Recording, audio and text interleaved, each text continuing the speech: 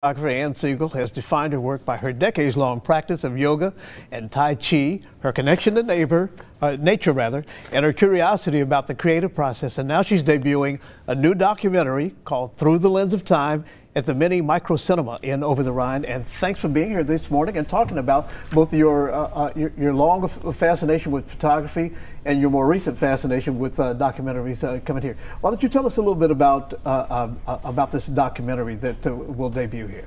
Okay, so I started doing documentaries about 6 years ago for Photo Focus when it started, and I have done documentaries about local photographers. You can see those all online. They're on YouTube.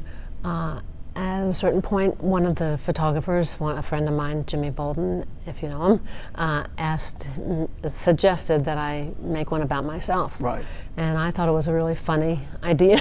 Yeah. But I started to think about it, and eventually I realized that it would be a good thing to do. Now, you've done the documentaries for 6 years, but you've done the still photography for much longer than that. Talk about the kinds of things that you focused on, what your creative focus was. Yeah, well, I started really doing commercial photography.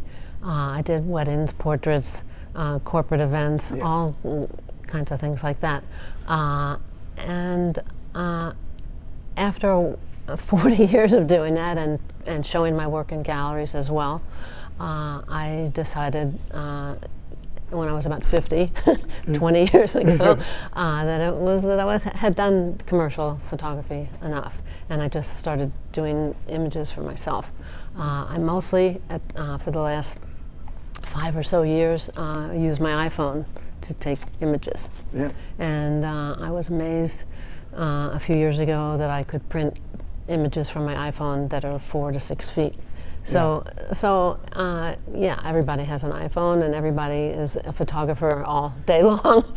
So, and it just happens to be your easel right now, but you've had different easels over the course of your life. Right. And I think we have some pictures from the actual documentary of pictures that you have taken through that lens of time. Yes. And it looks like these are jazz musicians. So how does this figure into the documentary? So I lived in San Francisco for about 15 years in the Bay Area, and I lived with a jazz musician, and I had always loved music, but I got really into jazz. I went to the Keystone Corner, which was one of the great jazz clubs in San Francisco, and I could spend as much time there as I wanted and see whoever I wanted to see, and that was an amazing, I got some amazing jazz portraits. Yeah.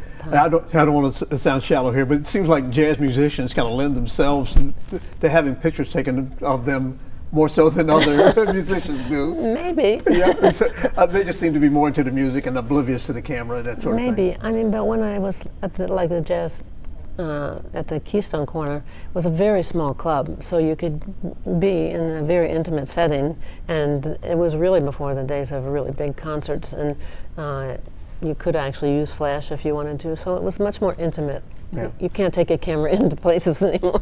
All right. This documentary, we only got a little bit of time left. If you want somebody to take something from it, and I know this is about you, and it's kind of hard to talk about yourself, but what would you want someone to take from this documentary? I think basically that everybody has an interesting story to tell, and this is my story.